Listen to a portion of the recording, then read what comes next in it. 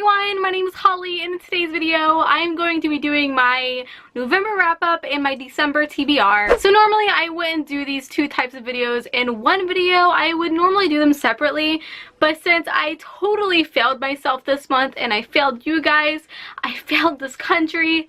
Okay, it's not that dramatic, but I was supposed to finish the entire Lunar Chronicles this month. I was supposed to marathon the whole thing and talk about the whole series as a whole, but I didn't do that. Instead, I only got to Cinder, Scarlett, Cress, and Fairest. I didn't get to finish Winter or Stars Above, which is really disappointing. So obviously the first book I ended up finishing this month was Cinder by Marissa Meyer. So first off, I just want to say how much I adore the idea that surrounds this series. Each book is a futuristic sci-fi, but it's a retelling of a classic Disney princess, and I think that combo is just so magical. I am incredibly happy that I finally picked the series up. I've been pushing it off for far too long, and I wanted to finish it up before 2018, and I'm glad I picked it up because, man, I loved it so much. And Cinder herself as a main character was such a fun protagonist. She was Cinderella but with robot parts. And you know how in every classic fairy tale there is always that romance? Well, Cinder did have a romance, but it wasn't the center of the whole story, which I loved.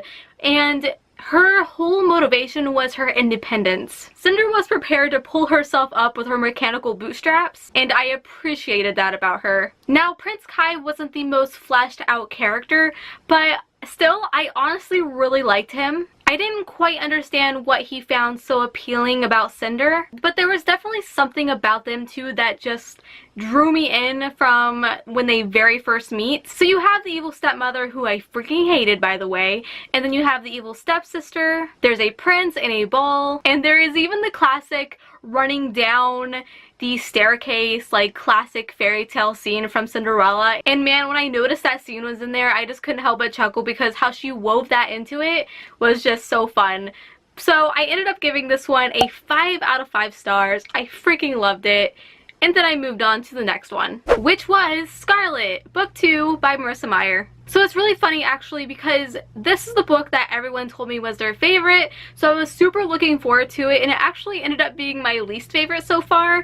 I mean, I absolutely loved it still, but so far it is my least favorite. So in this book we are introduced to Scarlett, who is portraying Little Red Riding Hood, and she is one fiery character who is missing a granny. So because Scarlett's grandmother has disappeared all of a sudden, Scarlett enlists the aid of a street fighter named Wolf. How ironic. And together they set out to find her beloved grandmother. As they get closer to their goal, they end up finding out that Granny has a lot more secrets than Scarlett would have ever thought. So we definitely got to see a whole lot more action in this book. It's a lot more graphic, which is normally what I really love, but there was something about Scarlett that I didn't care for a whole lot. I mean, she is such a great character. She's definitely a feisty one. Scarlett kind of comes off as brash, which is totally a different element with Cinder, because Cinder is really smart and she thinks about what she's gonna do next, but Scarlett really wasn't like that, and it's probably what put me off about her. She does have red hair, and you know what they say about redheads, right? They can be a bit, you know, feisty. Sorry. So without saying anything else and spoiling the story, because one of my best friends is going to be reading this really soon, right, Grace? I ended up giving this one a 4 out of 5 stars. So as you can see behind me, my Lunar Chronicles section is starting to get more empty, but the next book I ended up reading, obviously, was Cress, which is book 3 in the Lunar Chronicles series by Marissa Meyer. I would 100% call this the best book in the series so far. Ow. I'm pinching my hair. Marissa Meyer adds yet another save-the-world cast member to this team, which is Cress, who is the classic fairy tale of Rapunzel. Cress is easily the most naive character of the whole bunch, but with good reason. The story of Rapunzel is told with similarities throughout this book. I think the best throughout the whole series so far. So instead of Rapunzel being up in a tower, we have Cress, who is up in a satellite. Like, come on, that is so freaking clever. And when I first read that, it's literally in the very beginning of the book, I'm like, oh my god, like, she's trapped up in a satellite. Like, how genius is that? And then we also have our love interest, Captain Thorn. All the ladies just swooned right now, right? Captain Thorn, holy crap, I need him in my life. He is amazing. Whew. Thorn is by far the highlight of this story. Rather than remaining kind of like the playboy sidekick that he was in the other books, the captain ends up coming into his own with heroism and comedy, that's for sure. Oh, I totally forgot to mention that I love the character Eco. Like, I would love her as a friend android. If I ever come into pass with an android one day in the future, she will be Eco. I think everyone needs an Eco in their life. I swear, there's something about Marissa Meyer where she truly connects the reader's emotions and intertwines them with these amazing and beautiful characters, and Cress just blew my mind, and I ended up giving this one a 5 out of 5 stars. Obviously, it's just, I want to reread it. Like, that's how good it was. So the final book I ended up reading this month was Fairest, which is the novella that you should read in between Scarlett and Cress. I highly recommend doing that. So to be honest, I went into this book with very low expectations because I actually see Queen Lavanna as being a pretty lame villain. I've always heard people saying like, oh, she's so brutal and she's such a evil villain, but I didn't see that really. I thought she was kind of boring. She doesn't really have many scenes throughout the series, and I just thought like, oh, like, okay, she's there, she's a villain. There were a couple other characters that I thought were way more murderous than she was. So going into this, I was like, okay, I'll read it. Like, I have to. I'm going to. And I did.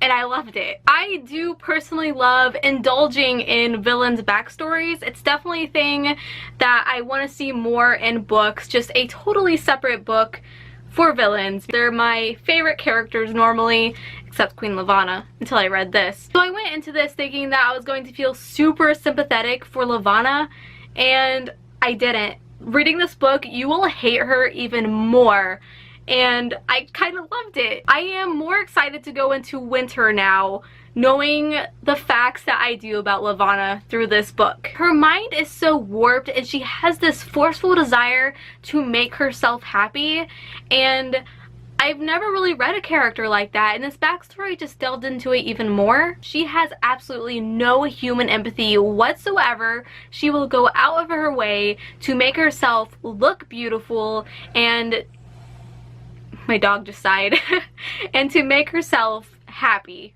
which is a really odd thing to do. Being a Hufflepuff, like, I go out of my way to make others happy. I'm a very selfless person. I like to believe. I would much rather put other people ahead of me. And Queen Lavanna, she's no Hufflepuff. So all in all, I ended up giving this one either like a 4 or a 4.25, 4.5. I couldn't decide, but I loved it. Ooh, there's a glare. Come on, get it right. There you go. That's perfect for Queen Lavanna.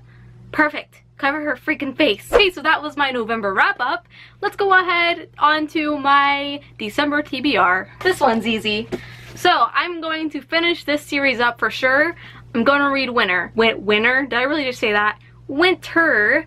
And I'm super excited. It's like a Snow White retelling, but sci-fi, futuristic. And then I am going to go on to Stars Above, by Marissa Meyer, by the way, obviously, but just in case you don't know. This is a Lunar Chronicles collection of short stories, I believe, but I'm pretty sure the stories are really important to read, especially when it comes to the ending of the whole series, I think. So I can't wait to go into this one. So now we go on to the next series I plan on reading, and I'm being very ambitious because I only read 4 books in November. So I really want to get to the entire Magnus Chase and the Gods of Asgard series by Rick Riordan, book 1, 2, and 3. Yes, I got 3 now, so I can just marathon the whole thing.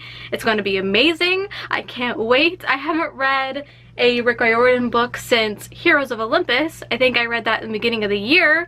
So it's been almost a year. It's like an anniversary right now, and I'm loving it. So this series basically follows Norse mythology this time, and I like know nothing about Norse mythology at all, except like Thor.